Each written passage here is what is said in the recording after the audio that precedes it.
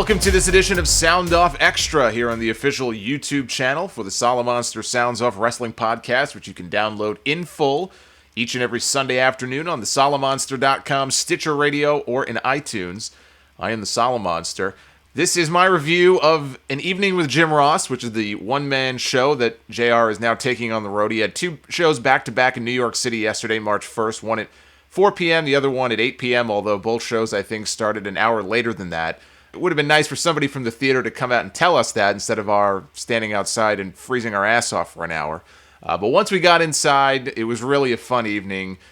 We had a good time. JR was great. I'm going to just get into some details here about the show. I know that the second show he did in the afternoon, Mick Foley was there as a guest, I think, for the Q&A portion. But the show that I attended, which was the afternoon one, and the very first one that he's done is part of, I guess, this series that he'll be taking out on the road. I think he had a show that he did maybe over in the UK last year, but this really was the first one. And they had a personality from ESPN, Robin Lundberg. He was kind of the MC for all the festivities. We had Joey Styles and Tommy Dreamer who showed up as everybody was taking their seats. They popped up. They took some seats in the back. So they were there. And Tommy Dreamer actually had some really nice things to say about JR during the Q&A portion. People were asking questions about his time in talent relations, the JR that is. And Tommy Dreamer, raised his hand, wanted to not so much ask a question, but just kind of put JR over. JR was the one who, I guess, hired Tommy to work in the talent relations department. And as he said, it's a thankless job. He had more gray in his beard now because of it. That's why Tommy left the position and wanted to leave WWE. It was just too much. And had, again, a lot of nice things to say about JR. Joey Styles didn't say anything. The format of the show is exactly what you would expect it to be. It's Jim Ross on stage. He's not sitting, he's standing. He's got his notes. And, he'll branch away from his notes every now and then, but he has an outline that he sticks to. And it starts from the very beginning. He starts from his upbringing, where he was conceived, on the road, his parents, I guess, in the back of a pickup truck. And so he tells that story to his time growing up in Oklahoma and having, an outhouse in the back and basically having to use an outhouse for the first several years of his life as a kid. And, the tough relationship he had with his dad. His dad wanted to raise a man, not a boy. So he goes into a lot of that stuff. I'm sure some of it you've already heard before. And from there, he transitions into getting into pro wrestling, his time working for Leroy McGuirk and Bill Watts, in the Mid-South territory. And the thing about the show was, I didn't know exactly how long it was going to go. I kind of clocked it. I figured it was going to be somewhere between 90 minutes and 2 hours, but I didn't know exactly how long the main portion of the show was going to be. And I felt that if there was one small criticism, and it really isn't even so much a criticism as much as an observation, he spent a lot of time on the early part of his life, his upbringing, and his time in the Mid-South territory. And you could tell that he really valued that time. I mean, that's really how he came up in the business, as he said. He learned a lot of different things from Leroy McGuirk and from Bill Watts. And he was a referee and he was on the ring crew and then later on became an announcer and he did booking. So, it's understandable that he would have these fond memories of coming up in wrestling back then and the territory days. And he talked about, Ted DiBiase and the Junkyard Dog and all those guys. And I think he did so at the expense of a good portion of his WWE career. It just felt like that portion of the show ended a little abruptly. He could have spent a little more time. I mean, I didn't expect him to go into every little detail. I mean, yeah, he could be up there on stage for 5 or 6 hours, and I don't think anybody in the audience would have complained. He's very, very good at doing this, at kind of capturing the audience's attention. I mean, if you're an audience of diehard wrestling fans, if you're not a wrestling fan, this stuff probably goes over your head. But when you got a group of wrestling nerds, let's be honest, and I count myself among them, you sit there and you hang on the guy's every word. So he did a really good job of that, but at some point he lost track of time and said, oh boy, I didn't realize that so much time had passed. And then at that point, it kind of felt like maybe he glossed over a bunch of different things. He did talk about going to WWE in 1993, but this, his period in Jim Crockett Promotions in WCW was almost completely glossed over. He had some unkind words to say about some of the executives who worked up in the Turner offices. They didn't like wrestling. They didn't understand wrestling. They really didn't give a damn about wrestling or wrestling fans. But beyond that, there really wasn't much that he said about his time there. And he spent a good number of years there and really kind of made a name for himself before Vince McMahon snatched him up. So it would have been nice to hear him tell more WCW stories, talking about coming to WWE, the toga, WrestleMania 9. I mean, we've heard all that before. Gets into the different bouts that he had with Bell's palsy when he woke up on Super Bowl Sunday in 1994. And, half his face was paralyzed. He thought he had a stroke and was, I think, 2 weeks later, was fired. He was let go, kind of at a crossroads in his life. He got brought back when Vince McMahon got indicted on the steroid stuff, and he was handling the play-by-play on Monday Night Raw, I think with Gorilla Monsoon. Or no, maybe it was Randy Savage. And actually, the interesting thing about that JR said was he made it very clear he agrees Randy Savage should be in the Hall of Fame. He said all the right things to kind of please the audience, and I'm sure he feels that way too. But he said, having said that, Randy Savage was the most difficult person he's ever had to work with, at least in terms of commentary.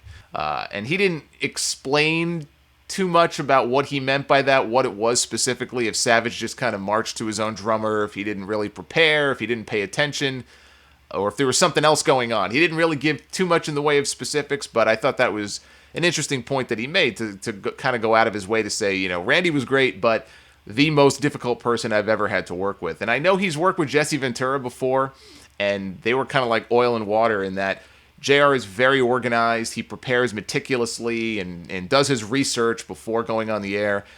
And Ventura isn't that kind of person. And he didn't even mention Ventura during the show. I'm just bringing him up as an example of somebody who I know JR has worked with before, and they didn't necessarily gel as well, so it was kind of surprising for me to hear him single out Randy Savage as being the most difficult person he's ever had to work with.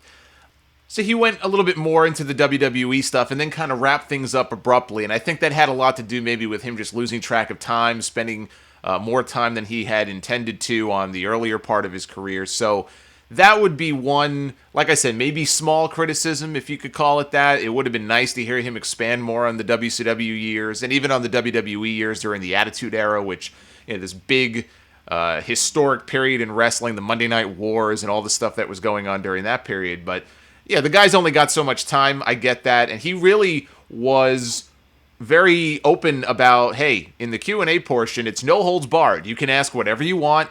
The gloves are off. Don't be afraid. Don't be intimidated. So he was probably expecting to get a lot of questions about, the CM Punk story and the Daniel Bryan stuff that's going on. And he did. And those questions did come up. But that, in a nutshell, was really the main portion of the show. Now, if you are a fan of bodily function stories, you'll love this show. If you love stories about shitting and flatulence, then this is the show for you. Because he told a lot of stories like that. And I've heard him tell stories also when he's been doing media recently on like Opie and Anthony and stuff. He told some of the same stories. I mentioned earlier, his upbringing in Oklahoma and having to, go to the outhouse to go to the bathroom. And he tells a story when he was a kid about literally having the shit scared out of him. He's sitting there on the crapper in the outhouse and he looks over. I guess the outhouse had 2 holes. He's sitting on one. He looks over at the other hole next to him and there's a snake. And so here's, poor little Jim Ross running out of the outhouse with shit running down his leg and all that kind of stuff. That's a great visual. He tells the story of Gerald Briscoe having a very weak stomach, and they're in a car once, and Jerry had to leave the car to go unfreeze the windshield wipers, which I guess were frozen. And, JR let one rip, past some flatulence. Jerry Briscoe gets back in the car. He's overwhelmed by this plume, this toxic plume, and he starts, vomiting all over the place. Just a lovely visual. And he tells some Vince McMahon stories, too, which are interesting. And we have all heard, Vince McMahon loves his toilet humor. You don't need to be a backstage insider to just watch WWE television over the years and know that Vince McMahon loves his humor when it comes to farting and when it comes to, they gave Natalya a farting gimmick a few years ago. Like, he loves that shit. And JR said, if you are a writer, if you are an aspiring writer and you want to be on the creative team in WWE, all you got to do is script a whole bunch of shit jokes and fart jokes and you'll get over with Vince. You're in at that point. You're the golden boy. So a little word of advice there. But he told another story about Vince crapping his pants. He said Vince sharted himself once. He was trying to play a prank on Gerald Briscoe. It went a little too far, and he was wearing some beige khakis, literally about to go out on the air to the ring on Monday Night Raw for a promo. And there's a dark stain on his pants. Jerry Briscoe, who's in the gorilla position timing the show, is just dry heaving. He can't stand the smell. And Vince don't care. You know, they give him his cue. They say, you got to go out. And Vince is like, all right. And he marches down to the ring. And it's funny because at that point, JR did his own impression of the Vince McMahon power walk. And so that alone paid for my ticket. Just watching Jim Ross for those 3 seconds on stage, imitating Vince McMahon's power walk was well worth it. To Vince's credit, Vince didn't care. He went out there. He cut a hell of a promo. They tried to not shoot him from the waist down, I guess, because they were worried that Vince, you know, they like Kevin Dunn and the guys in the truck were very concerned. They didn't want to piss off Vince, so they didn't shoot that. But he tells a lot of different stories and there were even a few more stories kind of like that. So if you're not into that, or if you have a weak stomach, you may not like that aspect of it. But there's a lot of really nasty shit that happens in pro wrestling. Literally nasty shit. Really funny guy, very witty, very funny. I mean, I know, you follow him on Twitter and you hear him do other interviews, and JR can be a very sarcastic guy, but I didn't expect him to be as funny as he was. There were a lot of laugh-out-loud moments during the show, and he just comes across as very real. Like, what you see is what you get. It's not a character. He was wearing the cowboy hat, but that's part of his shtick now. I think he'll be buried with that cowboy hat. But just very real, very open, very honest. Like he said during the Q&A portion, all bets are off. Ask whatever you want. We're here to be open and honest about everything.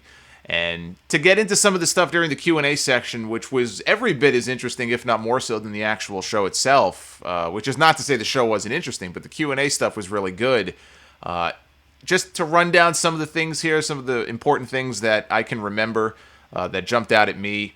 He made it a point to mention that he watches not only WWE, but he watches TNA, and he watches Ring of Honor. I don't know if he watches Ring of Honor every week, but he singled them out and mentioned them specifically. And he did so in mentioning or answering somebody's question that he's a wrestling fan. He's always been a wrestling fan. He'll always be a wrestling fan, even though he's been, I guess, technically he's out of wrestling now, but he's got over 40 years in wrestling, but he's still a fan. And he watches all 3 shows, and all 3 shows are guilty of the same thing. He is not a fan of the over-scripting and the soap opera-ish crap. I mean, you're always going to have that in wrestling, but I guess he's not a fan of the way wrestling television is done, the way it's structured. And I got to agree with him. I'm not the biggest fan a lot of times of the way things are on television. They stick to a certain formula. There's a lot of garbage, in between all the really good stuff. And he made it a point to say, I watch all 3, and they're all guilty of the same thing. And I wish they would cut back on that and get back to what made pro wrestling so enjoyable and so successful early on. It doesn't just have to be straight wrestling. You can mix in some drama and soap opera in it, but when you got a 3-hour show, there's a lot of bullshit on a 3-hour show, and I agree. I agree with that point.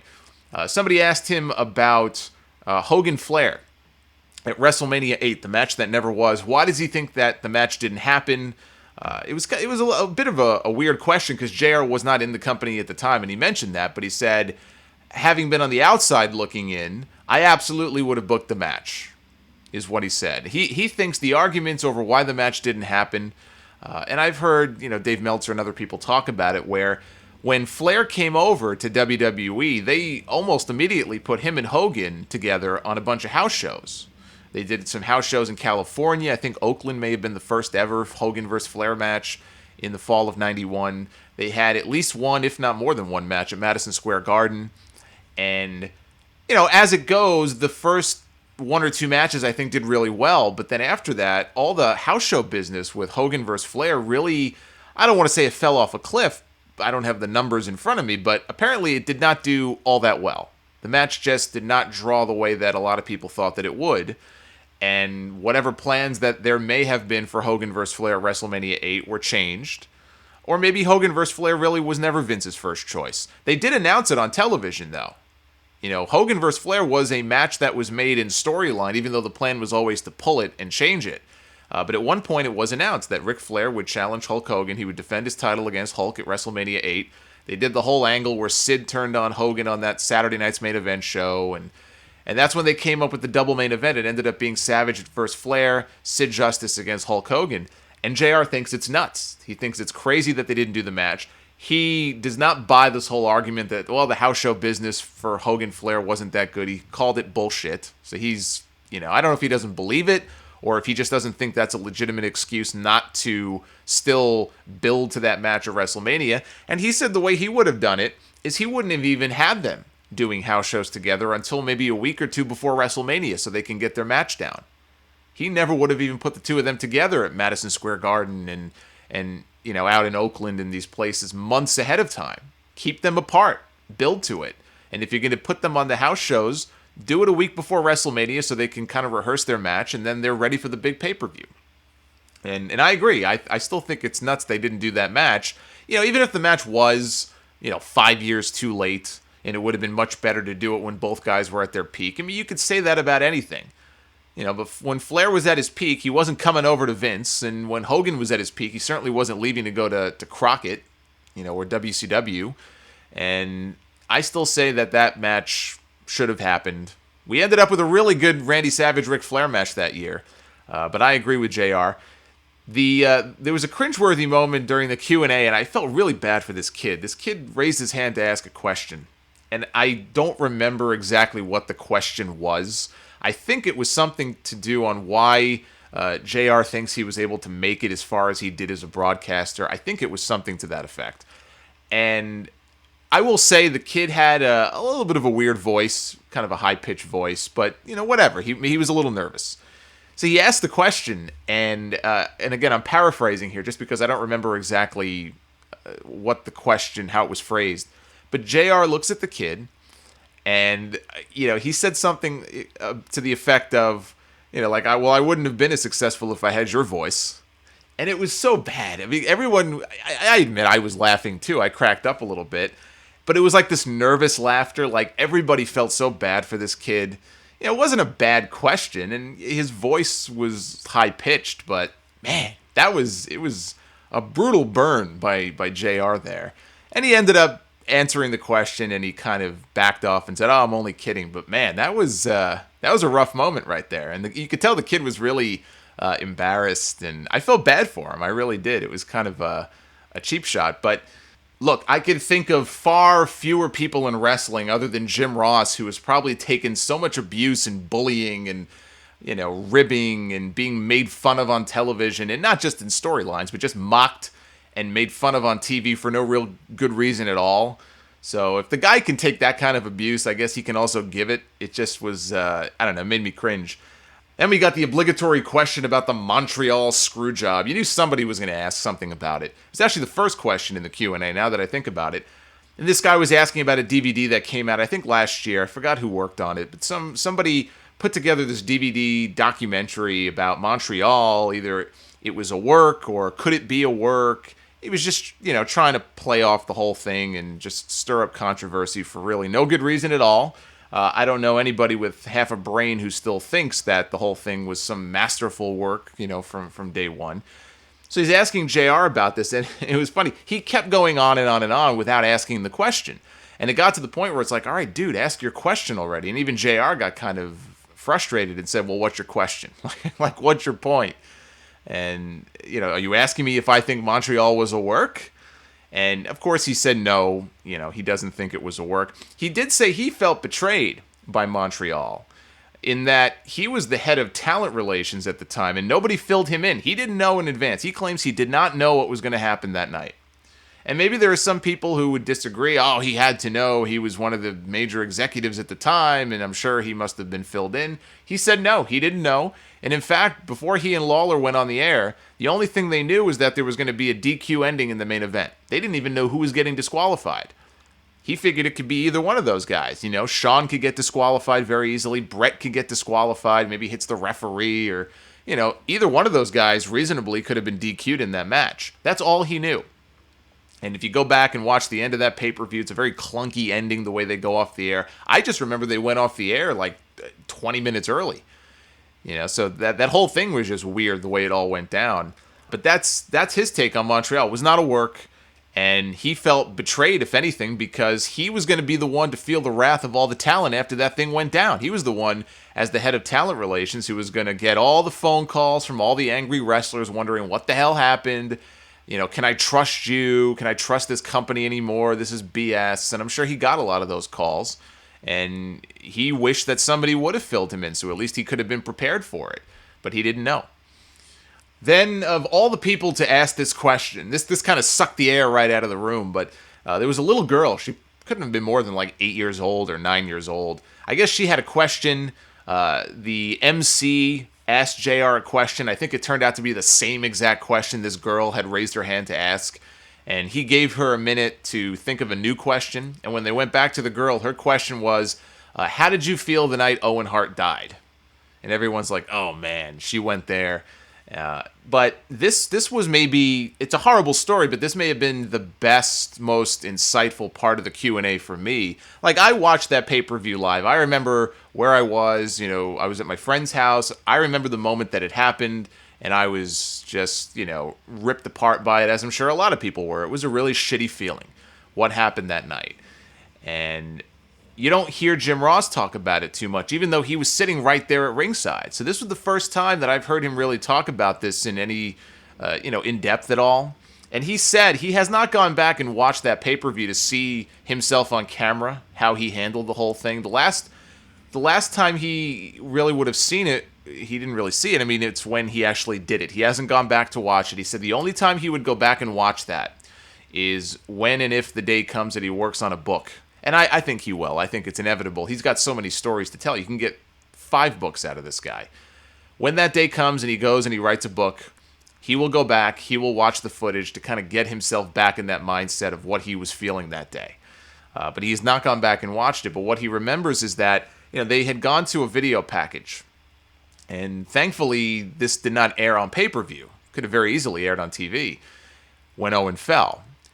When Owen fell, Ross had his head down. He was looking at the monitor, as the announcers do. Even though they're sitting at ringside, 90% of the time or more, they're looking at the monitors because they have to see what you and I are seeing and not just look up and see things from their own point of view. So he was looking in the monitor, and out of his peripheral vision, he could see Owen fall. He noticed Owen fall out of the corner of his eye, and he saw it. He saw Owen fall. He saw Owen hit the turnbuckles, I think is where he landed, like chest first, and collapsed on the mat. So he actually saw his friend die, which is a really shitty thing to have happen. And Lawler immediately threw his headset off, ran over to see what was going on. Lawler looked back at JR and just kind of shook his head and said no. Because they knew right away that Owen was dead. It's not like they were working on him to try to save his life and he died in transit to the hospital or at the hospital. I remember people who were in the building when they talked about it and they did like newspaper articles saying that after Owen fell and he collapsed on the mat and was laying on the mat, that some people could see him lifting his head up or trying to lift his head up and then he just kind of went limp.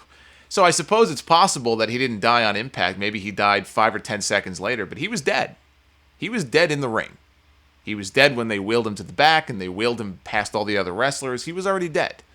So here's Jim Ross now on the air. He's got to explain to everybody what's going on. And they stayed on the air. There were a whole bunch of other matches. And they were going to give updates on Owen. And I think, if I remember correctly, because I haven't gone back and watched that pay-per-view recently either, but I think there was like an 8-man tag or a 10-man tag. It was like the Union faction. That was that group with Big Show, Shamrock, Test, and Mankind. So it probably was 4-on-4 against the Ministry. And they had that match, and the match ended, and the commentary kind of went silent as the match ends, and I think Mankind was like going around the ring, celebrating and whatever. And they go back to a shot of the announcers, and that's when they had JR announce that Owen had died.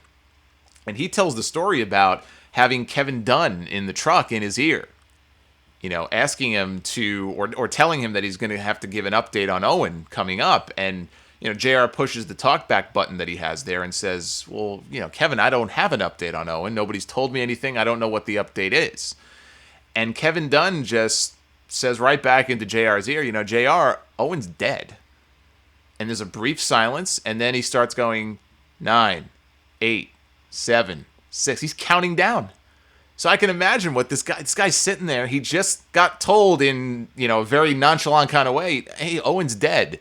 And now he's being counted down to when he's going back on the air live to tell everybody that, in fact, this guy has died. I mean, you talk about a shitty situation to be in.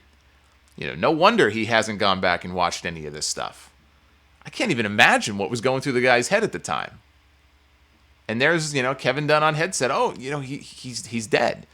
10, 9, 8, 7, 6. I mean, that's, I didn't know that aspect of it. I didn't know what was going on in JR's ear and what was said to him at that moment and how last minute that really was. I thought they had somebody maybe run a piece of paper out to him with the news because, I think he was, looking down at his desk and no, he had just been told and he had to go and announce it to the world. So that whole story was just, it brings back bad memories. They have that pay-per-view now on the network. Obviously, all the Owen stuff, I'm sure, is edited out of it.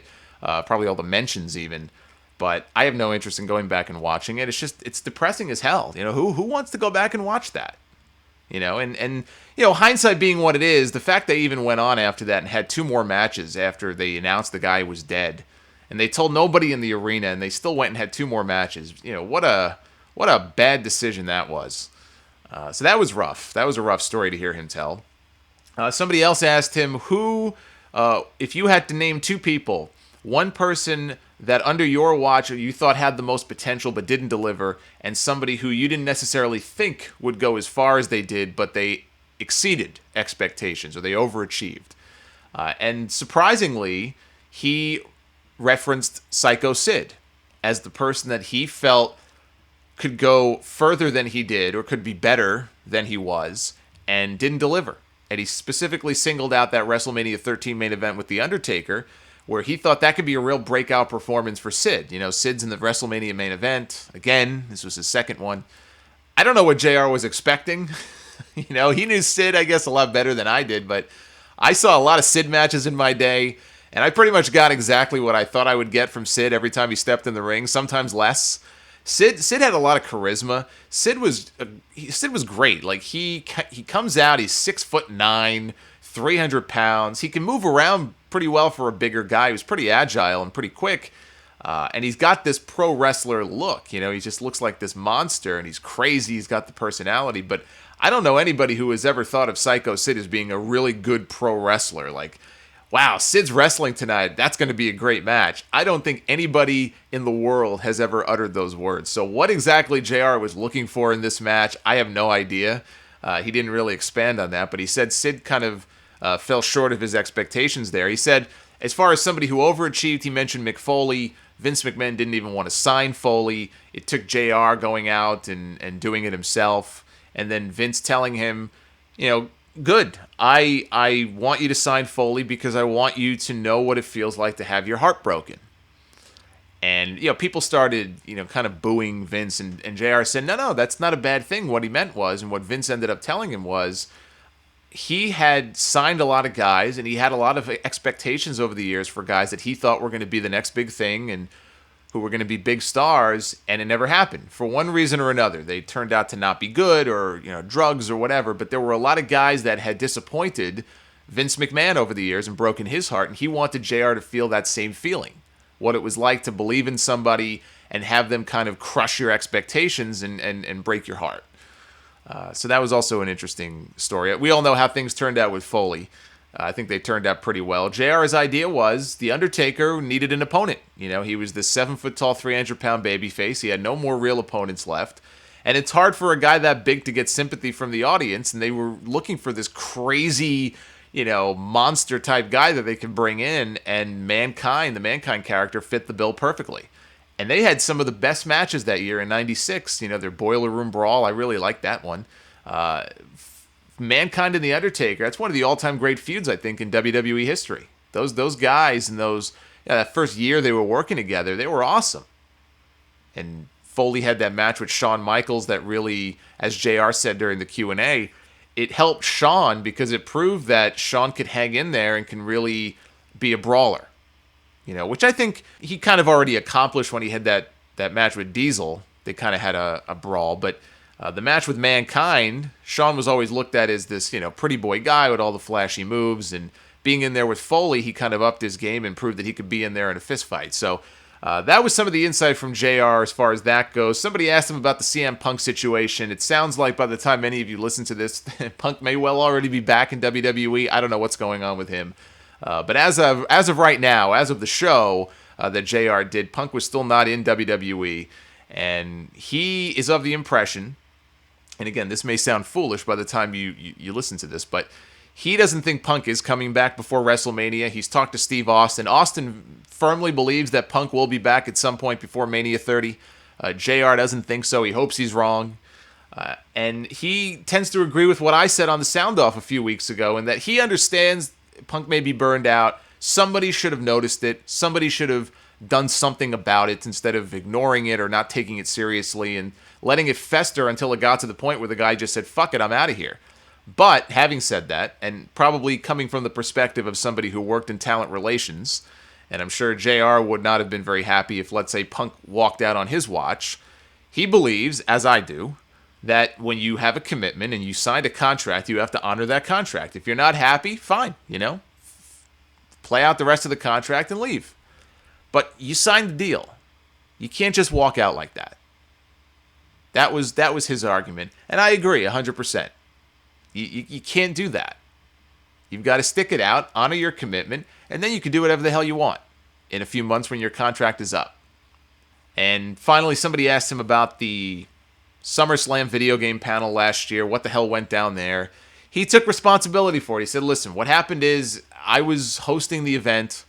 Ric Flair was coming off the death of his son Reed from a heroin overdose. If you remember during the video game panel, Flair was going off in every direction. But it sounds like what really upset WWE and ended up getting Ross shit-canned from the company was all the talk that he was doing, Flair was, during the panel about his son and how looking at him in the casket and all this morbid stuff during a video game panel.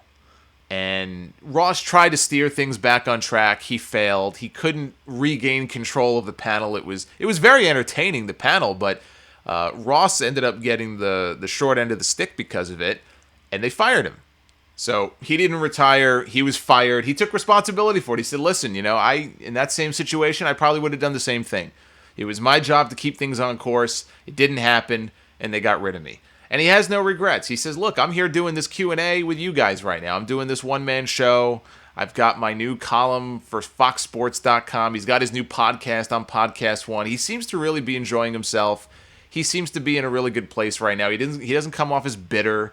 He thinks things worked out the way they did for a reason. He wished things would not have ended that way, the way they did, but it happened. He's involved in a lot of different things now. He's very happy. And that's where things ended. There was one story I forgot to mention that was actually really funny that he told. Again, I think it may have come up during the Q&A portion. That's where a lot of this really good stuff came up. It was a story about him and Ric Flair. I think it was in a limousine somewhere with two flight attendants. This would have been back when they were both, when Flair and JR were both with Jim Crockett Promotions. And Flair was the NWA World Heavyweight Champion at the time. And so they're sitting there in the car, in the limo, and JR is interacting with his flight attendant. Flair's talking to his flight attendant. And all of a sudden, Flair keeps nudging him. Keeps, elbowing JR. And JR's, trying to wave him off. Dude, what the hell? Leave me alone. And he's nudging him, and he's nudging him. And finally, JR looks down at Flair. And Flair has his dick out, basically. And his dick is fully erect. And the flight attendants see this, and they go running. They bolt out of the car. So now, here's JR sitting there alone with the NWA World Heavyweight Champion sitting next to him with an erection. And they're just sitting there, and Flair's kind of looking at JR, and JR's like, don't look at me that way. I can't do anything to help you. And Flair just kind of comes back at him and says, well, it works 50% of the time. So I thought that was another funny story. And that's totally Ric Flair. I could absolutely visualize stuff like that happening. I think even, wasn't there a whole thing where he was flashing a stewardess on the plane ride from hell in 2002 or something? So that was another funny story. There is a lot of adult content like that. So if you have kids and you're leery about stuff like that, might not be the most appropriate place to take your kids. But if you're a wrestling fan and you want to hear Jim Ross tell wrestling stories and be funny, and if you want to ask him a question, I didn't ask him a question during the Q&A. I was just so engaged in the whole thing. There was nothing that popped in my head that I had to ask him. But absolutely, I would recommend going. It's a lot of fun. And really, when else are you going to be able to go and hear somebody who's been in wrestling for 40 years and done as much as he has tell stories from all the different places that he's been? You know, if Michael Cole has a one-man show 20 years from now, you know, I don't think his stories are going to be quite as interesting as the ones that somebody like a Jim Ross could tell. Because Jim Ross got his start in a very interesting way, and he was doing a lot of different things. And he started in Mid-South and went to Crockett and went to WWE, and he lived through that whole territory period. So he's got all those interesting stories to tell. And I feel like now in wrestling, everything, it's just one place, and everything now is so PC and so sterilized. I doubt that you're going to have a Michael Cole or a Josh Matthews or somebody like that who's going to have a one-man show 20 years from now telling stories as interesting as JR. So if he comes to your town, I absolutely encourage you to go. The tickets are not that expensive. It's well worth it. You could also pay extra if you want VIP treatment. They had a meet and greet. I didn't do that, but you can meet him. You can get autographs. He's got his JR's barbecue sauce available for sale, all that kind of stuff. And you never know who may pop in. In New York, you know, he was able to get a few people like Dreamer and Foley to come out. So it depends. I know he's going to be in New Orleans doing, I think, just one show the Thursday before WrestleMania. I don't know if it's sold out. If you're going to be in New Orleans for WrestleMania and it's not sold out, check it out. Get a ticket. I encourage you to go. You will not regret it. So that's my review of the Jim Ross one-man show. You can check out full episodes of the Solomonster Sounds Off on thesolomonster.com, Stitcher Radio, or in iTunes. They go up typically every Sunday afternoon. You can sample it there. We have other videos here on our YouTube channel. I do other reviews for books, pay-per-views, wrestling DVDs. There's no set schedule, but when a new video goes up, if you subscribe to our channel, you will be notified of that, so please do subscribe. And be sure to follow me on Twitter at Solomonster. So that's going to do it for this episode of Sound Off Extra. Thank you very much for tuning in. We'll be back soon with a new video. Until then, be well, stay safe, and thanks for your support of the Sound Off. Take care, guys.